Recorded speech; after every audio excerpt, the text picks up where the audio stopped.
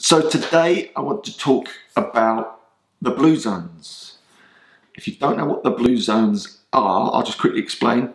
Dan Buettner, I think that's how you pronounce his name. I've probably just completely butchered that a bit. Worked for National Geographic, travelled all over the world. And part of that experience, he started to bump into these different types, these pockets of elderly people that were surviving and thriving into old age. So they were sort of outliers, these little pockets, these little communities of 100-year-old plus men and women that were not only reaching treble figures, they were vibrant and healthy and energized, like these little communities that just sprung up all over the world in different places. California, Japan, Sweden. It's unbelievable. So he started to study what was going on. What were they doing that everyone else wasn't? Why were they living? Why were these outliers not only reaching treble digits, but what were they doing to be so vibrant and healthy and energized and like mentally switched on, living independently into their hundreds? And part of that process unlocked what he calls the blue zones. So he's written a couple of books. So I'm sort of going to talk about the books, but this is the book 1, The Blue Zones. This is book 2, The Blue Zones of Happiness. And he's got another book out just at the moment, which is The Blue Zones Diet. And if you're into it, just before I forget, he just did a podcast with the legend of all podcasts, Rich Roll. I think it's about 3 episodes ago.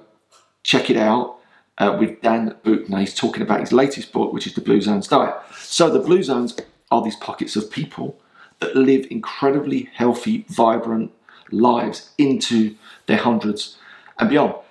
And what we can learn from that stuff is that our environment is so important. That was the massive takeaway, is that environment is so important, right? So you're going to hear me sort of contradict myself now, right? And I just want to be clear about this. This is conscious contradiction of my own self. In that, if you've been following these lives for a little while and you've read the books and whatnot, you know I'm a massive believer in the fact from Epictetus and philosophy, we have control over one thing and one thing only, that is our beliefs, right? That is fundamental to everything I do because I just believe that to be true. You can completely transform your beliefs on the inside, which affects how you see the outside, what you feel about things on the outside and the actions that flow. And you have total control over that. No one can take it away from you. You are at the center of your core. The power within to get all self-helpy on myself and Tony Robbins on myself. But it's a really powerful concept. That being said, we are incredibly influenced still by our environment. Right, so it's a bit of this double think that I was talking about just recently, where you sort of go all in with that belief that you can control your beliefs on the inside, which basically controls what you see on the outside. But at the same time, the double think component is that to realize in a perfect world, we are still influenced by our environment in a big way. Even though in theory, you know, if we were sage-like philosophers, we could take complete control of everything from the inside. We're not all at that point. And many of us will never get to that point. In fact, probably none of us ever will. But my mission is to try and get to that place. But also the double think to realize my environment has a huge impact on the way that I act. Because when you look at the blue zones, right, this is where it gets interesting for me. These people that were living these rich, vibrant, healthy, energized, happy lives weren't waking up every morning and saying to themselves, oh, I know what I need to do. I need to exercise my body.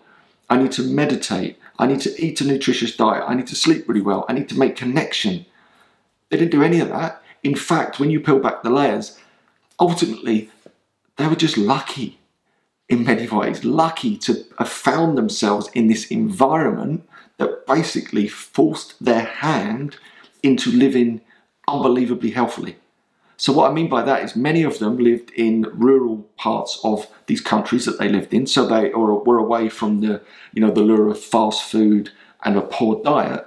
Many of them kept their own gardens, or they worked on farms. Many of them would cycle or could walk to their places of work. Many of them had like generations within a 1 kilometre radius, so they had unbelievable connection. So when you start to look at it and analyse it, what you realise was these blue zones, these people that were living these long, vibrant lives, were just turning up to life. They weren't doing anything special. It just so happened their environment had been structured in such a way, more through luck than judgment, that had created the condition for an unbelievably vibrant, healthy lifestyle. Right, so that's, for me, the big takeaway from the whole blue zone concept. Environment is really important. Now, what does that mean for us? Because in our environment, most of us, we don't live in these structured blue zones. So we are at the mercy of temptation all around us, right? Everything in our environment is trying to drag us away from the things that really matter. But just in the last couple of weeks, I'm starting to notice something a bit different going on. I think people are starting to realise the power of their environment in a good way and a negative way, which is both a positive for me, because you start to realise, oh, we're not these perfectly rational human beings that can just make decisions and everything happens perfectly. That's not the real life. We are incredibly influenced by our environment, good and bad. So we can start to take control of that and create an environment that facilitates the things that we need to do to live a vibrant, healthy lifestyle, if you get me. For example, many of you would have experienced something like this. You work in an office or away from home for the last however many years. All of a sudden, you have to try and work from home. And maybe you're finding that quite difficult, because if you think about it, the environment of your home has been structured to say to you, it's time to relax, it's time to chill out, it's time to smile, it's time to have fun, it's time to play with the kids, or whatever it is. And all of a sudden, you're trying to dump in work into that environment. So all of those social clues and all of those environmental clues are saying to you, relax, chill out. But now you're having to try and brute force through that to say, no, I need to do a 9 to 5 type of job, and probably finding that incredibly difficult. That's one example, almost to the negative side. But on the positive side, I've started noticing this a lot, and I'm sure many of you are noticing the same. If you go out for a run or walk the dog, I'm seeing loads and loads of people out running who look like they've probably never run before, is the truth, or jogging or walking or whatever it is. And I think what's happened, our environment again has shut down so many options that actually it's made it quite simple for a lot of people. You've got one opportunity to exercise per day and get outside the house, so I might as well use it rather than being distracted by, do I do a HIIT class or a yoga or what? I don't know what I'm going to do, I'm not going to do anything. The paradox of choice. Overwhelmed by choice, nothing happens. And I think what's happened, our environment has shrunk our choices down to such a point that actually it's become a lot easier for people that maybe would not normally exercise to think, well, I can only do it once a day. Yeah, do you know what? I'm just going to throw the trainers on and go outside. I think that's incredibly powerful and a good thing to come out of this situation. So I think what our current experience is giving us is real insight into environment. So what can we do with that? We can start to bend our environment to support what it is we're trying to achieve. I'm always tweaking this stuff. It's so important, right? Once you realize the power of environment and the power of your beliefs, you combine both of those things together, you start to become a bit unstoppable. It's a bit like this. Here's an analogy that I just thought of before I press live. It's like if you've ever been bowling, right? If you've ever been bowling, 10-pin bowling, and then you take someone 10-pin bowling that's never really been before, or one of the kids, you can put up the rails on the side of the lanes, so the ball never falls into the gully. So if someone goes completely off target, it bounces off the rails and it still ends up hitting one of the pins, if you're lucky. Right? And I think your environment's a bit like that. Your beliefs, the bit that I talk about, what you can take control over, that's you almost like bowling down the middle of the lane, going for your strike. But your environment is like putting up the rails, so that if you do go off piece, rather than you falling into the gully and nothing happening, your environment can bounce you back on course again. So you're just always on course. So those two things together are incredibly powerful. So how can we bend our environment? You're starting to learn about how powerful it is already.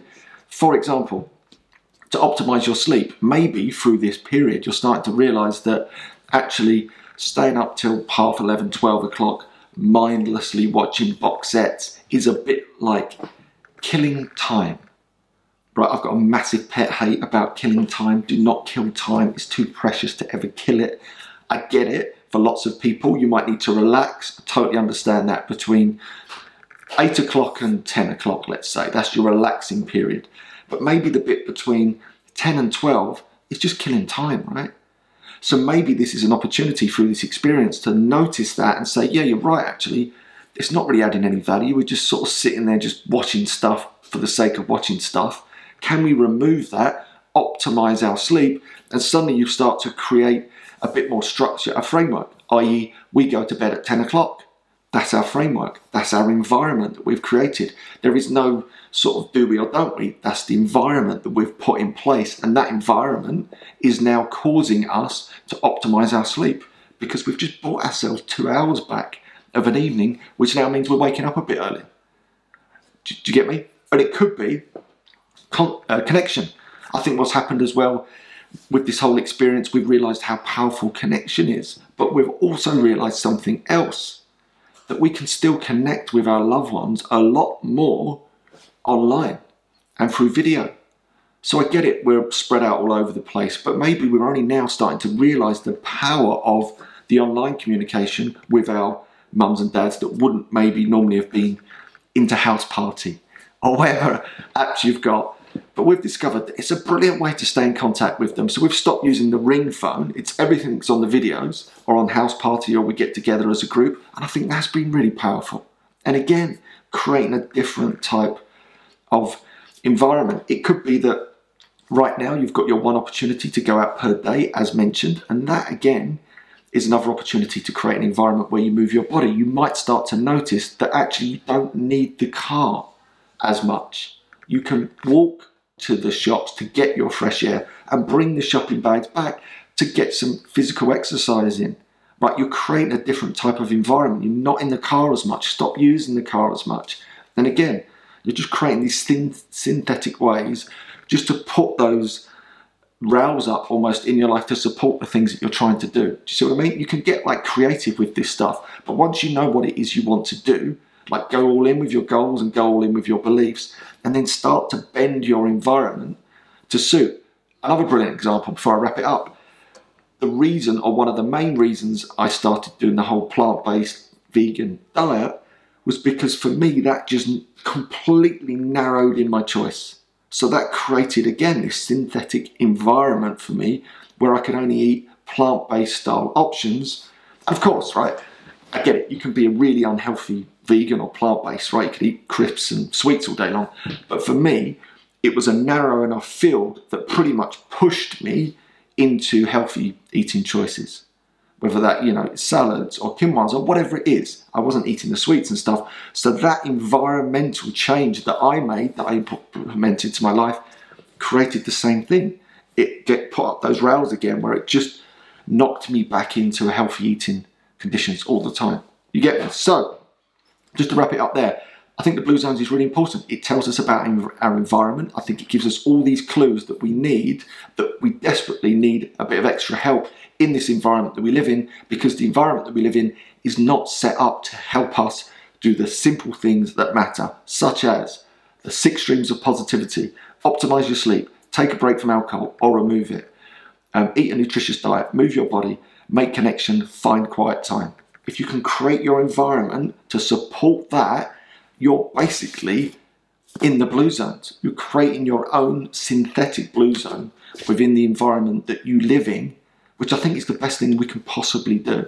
But it takes quite a bit of work. And I know it's hard and it's not as easy as just showing up. And that's the thing.